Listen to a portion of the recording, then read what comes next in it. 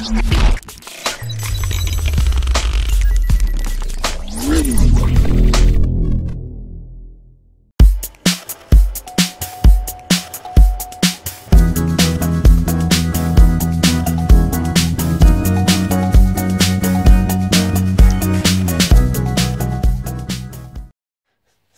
à tous, on se rejoint aujourd'hui pour une nouvelle vidéo de test avec aujourd'hui ce qui pourrait être le meilleur low cost que j'ai eu dans les mains.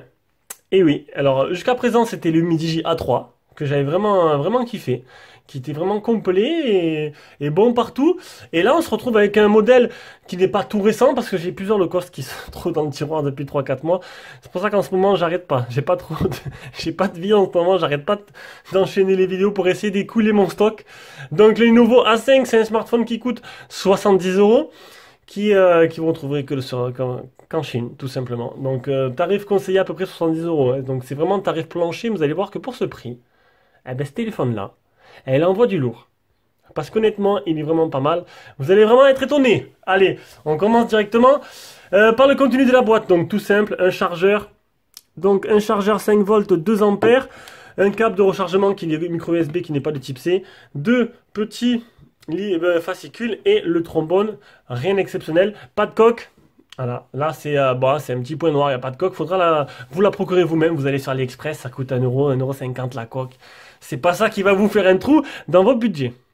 Réclame, donc si tu aimes nos vidéos, que tu veux toujours en avoir plus, tu peux aller, tu peux mettre un petit pouce bleu, c'est rien, ça coûte rien, et puis ça récompense un peu notre travail exceptionnel qu'on réalise tous les jours.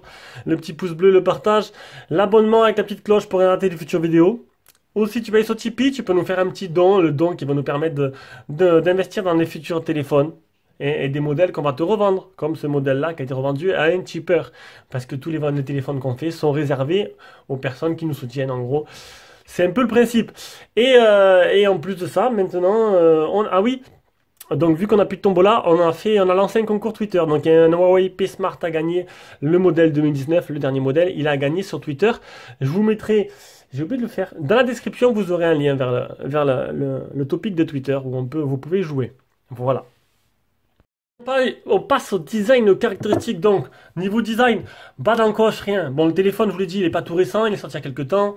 Et j'ai mis du temps à le tester, c'est tout. Donc, c'est plutôt design plutôt classique, on va dire même à l'ancienne. Mais bien fini, bien foutu. Donc, bon, il est tout en plastique, bien sûr. Avec le double appareil photo et tout, mais bon, là on fait le tour du téléphone. Donc 70,86 de large sur 146,2 de haut, sur 9,8 mm d'épaisseur. C'est pas tout fin, mais bon, il y a une batterie plutôt conséquente. Il pèse 160 grammes. Pareil sur la balance, ça y fait... bon, ça va, il a une bonne prise en main, il est tout petit. C'est pas ça qui va vous faire changer, c'est assez léger, je trouve. Il existe en noir, en or et en or rose. Il est fait de plastique, il a un écran de type IPS en 5,45 pouces, résolution 1440 x 720p. Et la surface de l'écran prend 74,23% sur la totale du téléphone.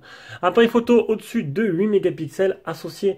Alors 8 mégas en ouverture 2.2 associé à une reconnaissance faciale qu'on va essayer de suite. Alors la reco faciale marche normalement pas trop mal. Voilà, donc c'est pas la plus rapide, mais bon, après 70 €, faut pas non plus en demander énorme. Hein. En dessous, on aura le port de rechargement qui n'est pas un port type C. Côté gauche, on a le tiroir SIM. Alors, je vais l'éteindre.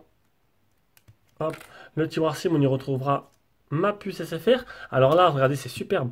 C'est 2 nano SIM plus un emplacement carte SD. Ça, c'est pas mal. Alors, le cost, le fond et le haut de gamme te suppriment le carte SD. Ça, c'est inacceptable. Tout ça pour dépenser plus. Et stratégie marketing quand tu nous tiens. À droite, on a le bouton power, bouton volume plus moins. Et au-dessus, on a Monsieur Jack qui est bien présent. Et ça, c'est plutôt pas mal. À l'arrière, on aura une coque en plastique noir qui ne prend pas les traces de doigts, puisque j'ai pas utilisé ça encore, qu'il n'y en a aucune. Le capteur d'empreinte que je vais essayer de suite.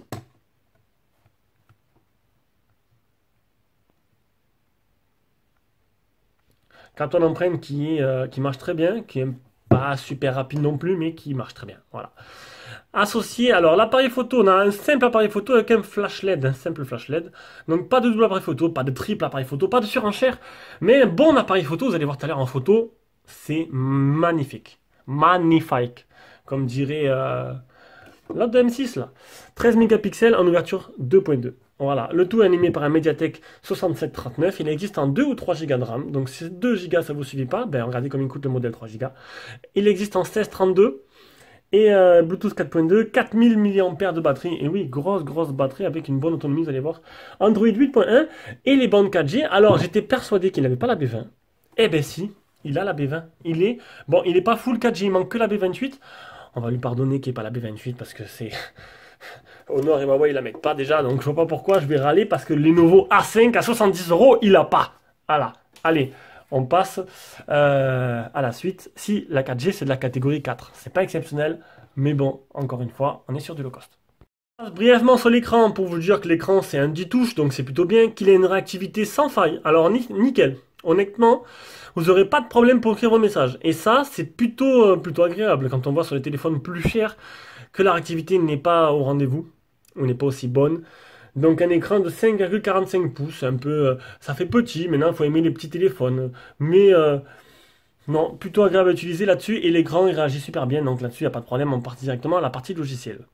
Logiciel, on y retrouve Android 8.1 dans une version assez épurée, je dirais même c'est pas du stock parce que c'est une légère surcouche, hein, on n'a pas de tiroir d'application, mais bon c'est un mix entre les deux, hein, on y retrouve le volet de notification à gauche avec vos préférences, ainsi que quelques applications tierces rajoutées comme un bloqueur, application du quotidien, etc.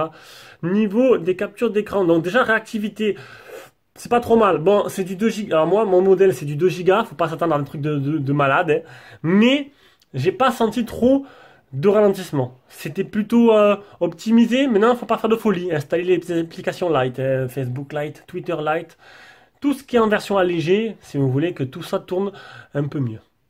Au niveau des benches, on a du Geekbench, du Antutu 45570. On a un 10 touches avec un effet plutôt pyrotechnique magnifique. On a un 10 touches pour l'écran, ça j'avais déjà dit. Le test de stress 33 degrés, donc le téléphone ne chauffe pas trop. On a les autres Geekbench. Voilà. Le PC marque. On a un malware qui infecte la ROM, un petit trojan. Donc je ne sais pas ce qu'il va vous faire à la longue, mais on ne peut pas le supprimer, c'est une application système. On a une boutique de thèmes avec quelques thèmes, des fonds d'écran. Alors c'est pas une boutique en ligne, hein, c'est juste dans le téléphone. Là, c'est le Google Wadwine de chez Google. En gros, ça veut dire que toutes les applications de streaming seront... Alors quand c'est L3, c'est que vous n'aurez pas la HD sur des applications de streaming comme MyCanal, Netflix, etc. Bon, ça pose pas de problème sur un téléphone de ce genre, avec un petit écran. Vitesse d'écriture et lecture de la RAM et la mémoire interne. MyCanal marche très bien. 3 mètres de marge, le GPS marche nickel aussi. 14 satellites fixés sur 21, 3 mètres de marge. Ça, je l'ai déjà montré. On est sur du Android 8.1.0. PUBG, voilà. En jeu, je vais tenter de jouer à PUBG. Pas sûr que ça marche, mais si ça marche, on a là le téléphone parfait. Il est tout en performance minimale, tout simplement. Et l'autonomie qui est vraiment exceptionnelle. Regardez le premier jour. 3h38 écran allumé. Oui, je suis resté un geek dessus. 17 minutes d'appel, 63% utilisé en 14 heures. Quoique non, c'est pas si exceptionnel que ça. Deuxième jour, 50% utilisé en 14 heures avec un taux plus de la réalité. 2h25 sur le téléphone et 450 minutes d'appel. Donc ça peut vous durer 2 jours, voire un jour et demi. Bon, c'est du Mediatek, donc c'est plus énergivore qu'un Qualcomm, mais quand même, c'est plutôt pas mal. Et on se retrouve largué sur PUBG. PUBG qui tourne à performance minimale et ma foi, il a fallu attendre un peu que le temps que les décors apparaissent. Mais c'est peut-être dû à ma connexion. Voilà, je suis en Wi-Fi. Oula. On va s'éloigner un peu. Ah, je vais même pas pouvoir vous montrer plus que ça. Je vais mourir. Ah non. Allez, cours. Donc ça... Ah, je suis mort. Bon. Écoutez, après bon, niveau jeu, ce sera pas un téléphone vraiment pour jouer. Hein. J'ai eu du mal au début avec la connexion, mais je sais pas si... Je pense que c'est plus mon Wi-Fi qu'autre chose. Ouais, le Wi-Fi, il est pas bon du tout. Allez, je refais un essai avec la 3G. Tiens, on va refaire un essai. Allez, deuxième essai avec la puce. Ah, ça fait comme tout à l'heure. Hein. Tout à l'heure, j'étais sous la map. Hop. Alors, les textures ne sont pas apparues encore. Je suis... Ah, ça y est, j'ai atterri.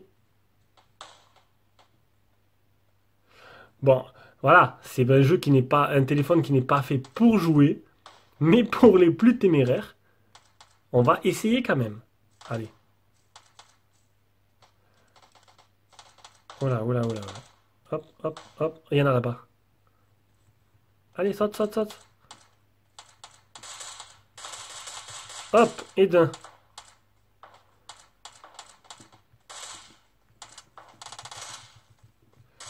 Peut-être qu'un. Oh là, oh là, oh là, oh là.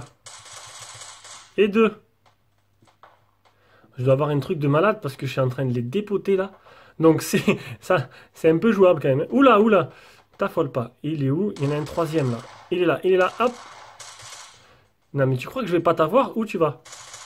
Et hop, et de 3. Hop. Et de 4. Décidément. Ça a du bon quand même d'avoir un téléphone qui bug, hein.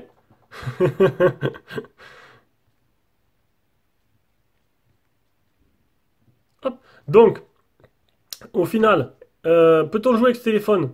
J'avais de dire peut-être pas à tout. Alors oui, certains jeux. PUBG, ce sera, allez, un peu. Faut vraiment avoir envie. Ça lag pas mal. Mais bon, j'en ai tué 4, c'est jouable. Au pire, vous aurez un petit avantage. Allez, on passe à la suite. C'est l'appareil photo, logiciel photo.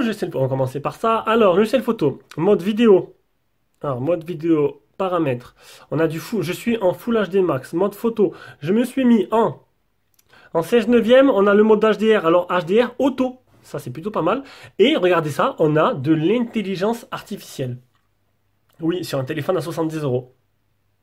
Donc en gros, l'intelligence artificielle, donc ça c'est les filtres, on a des scènes qui sont préchargées. Il reconnaît, par exemple, je prends en photo un arbre, il reconnaît que c'est de la verdure et il se met en mode exprès pour prendre la meilleure photo possible suivant les paramètres qu'il a dans le téléphone. Donc on va revenir maintenant, on va revenir avec la caméra frontale et on va voir un peu ce que ça donne niveau photo et vidéo.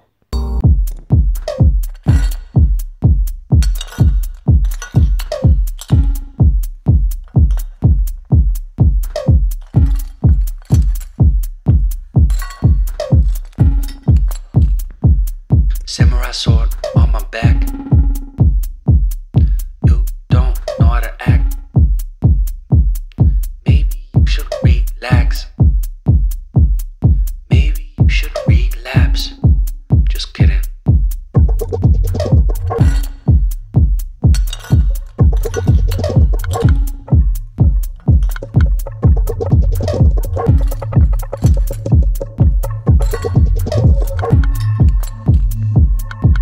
Stop, stop, stop, stop, stop.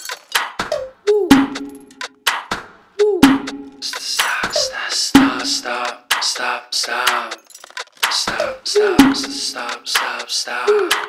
Stop, stop, stop, stop, stop, stop. Stop, stop, stop, stop, stop, stop, stop, stop. Stop, stop, stop, stop, stop.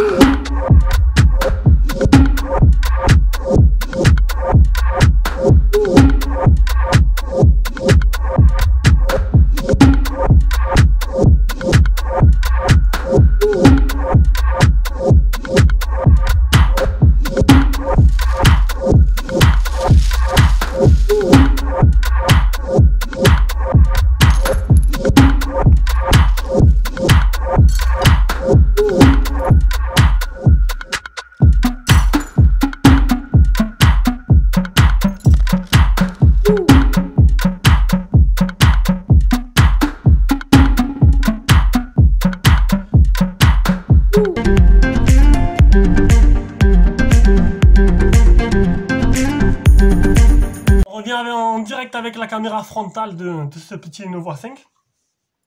Ben écoutez, que dire de plus? 70 €. La qualité photo, du moins sur l'écran du téléphone, est plutôt très très bonne. Et je pense surpasse le Midi GA3. Je pense qu'on a notre nouveau champion du low cost. Je me doute que c'est lui. Allez, on passe à la suite. La partie audio-vidéo avec le son en communication qui était plutôt pas mal, puisque le haut-parleur de tête, c'est le haut-parleur du téléphone. Le son est très bon, on entend très bien, on s'entend très bien. Et j'ai oublié de parler la LED. Certains vont me demander la LED de notification, et il y en a une, elle se trouve dans le coin droit du téléphone, tout simplement. Et elle marche plutôt très bien, je vais peut-être vous la montrer. Le problème c'est que je vais essayer de vous la montrer. Hop. Hop, elle se trouve là. Vous la voyez ? Juste là. Donc il y a bien une LED de notification. On va maintenant écouter le son.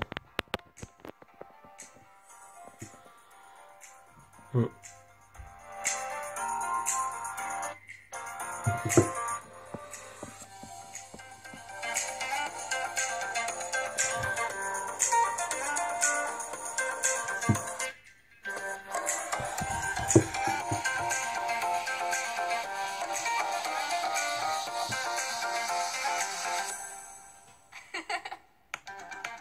Bon, le son, faut dire ce qui est. En fait, ils ont fait le choix pas commun de mettre le haut-parleur dans le haut-parleur de tête. Donc, du coup, le son n'est pas puissant. Il est plutôt clair, propre, mais c'est pas non plus un truc de malade, hein.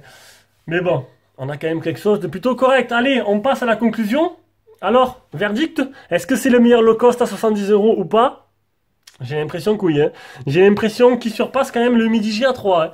Enfin, moi, j'ai vraiment aimé. Même si le Midi J était vraiment bien, j'ai l'impression que ce Lenovo A5, il est bon dans tous les domaines. Et surtout, il est vraiment très bon en photo. Et ça, c'est vraiment quelque chose d'exceptionnel.